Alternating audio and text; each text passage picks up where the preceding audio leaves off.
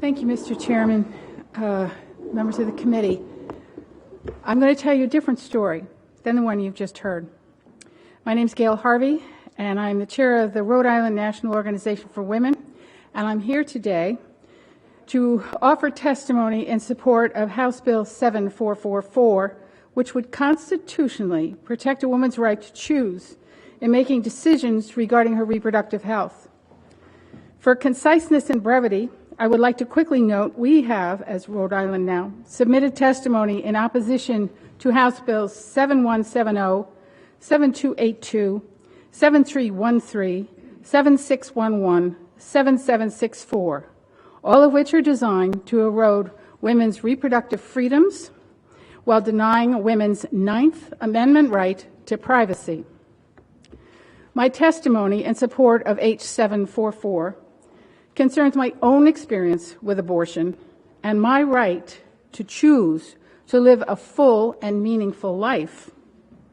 I cannot stress enough to you that a woman's right to choose is as basic a human right as free speech and the right to live a life with dignity. In 1966, I was 21 and lived in New York City. I was involved with a man who was 10 years older than me, and he had been divorced for about 2 years. The mid-1960s were heady times, and we as young women were beginning to explore our own sexuality and freedoms. I was no exception. But because I was a single woman, I had no right to birth control. Like many men, the man I was seeing did not like to use condoms. And, big surprise, I became pregnant. I was lucky in the fact that I lived in New York City, and the man knew someone who could take care of this problem. So on a spring evening in 1967, I ended up in a doctor's office on Park Avenue to have an illegal abortion. The doctor warned me not to yell or scream as the walls were thin, and he did not want any trouble. He was leaving within an hour for his vacation in Spain, so pain medication was minimal. I was lucky as I had no complications, but the relationship that I was in died quickly thereafter. In 1965, my college roommate and my dear friend to this day was not as lucky as I was. She ended up alone in Kansas City in a motel, and she had an illegal abortion, and she could never have children after that. Why in the world would we choose this option? Because we wanted to live, because we wanted a life. And if we had had children unmarried at that time, we would have had nothing. A few years later, I was very lucky, and I met my husband, who happens to be here tonight. We have been married for 58 years. I am a stepmother to 4 adult children, including a 59-year-old stepson who is severely autistic, who we visit monthly in his group home in Maine. Our twin daughters are now in their early 40s, and we have a total of, praise the Lord, 9 grandchildren who range in age from 6 to 28. After marrying in 1970, we lived in New York City, where my husband worked in publishing, which is glamorous, but it is notorious for low pay. In 1972, I became pregnant. We couldn't afford to live in Manhattan. We moved to Brooklyn to get a better apartment with a little more room. This was before we had sonograms. So I delivered one baby, and the doctor said, surprise, there's another baby in there. So, wow, we had twins. So our expenditures certainly doubled.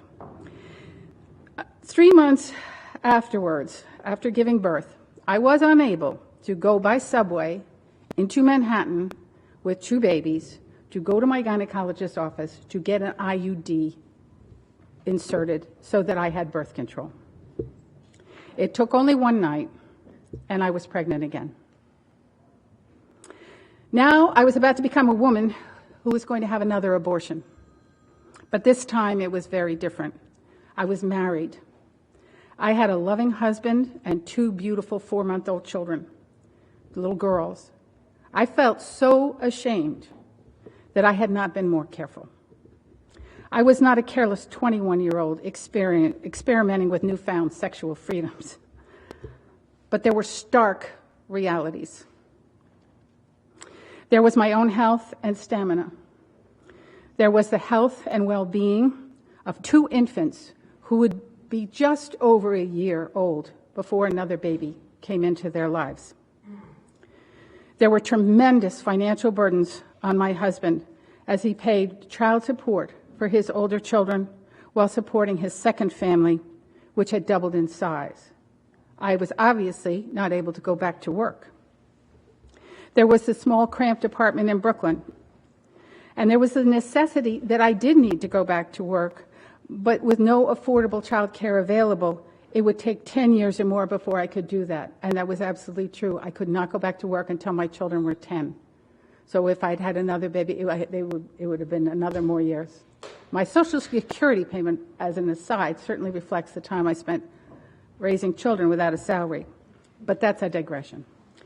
The bold facts were starker and more compelling than the agony of our decision to terminate my pregnancy. In the end, as sad as it still is today, we know we made the right decision.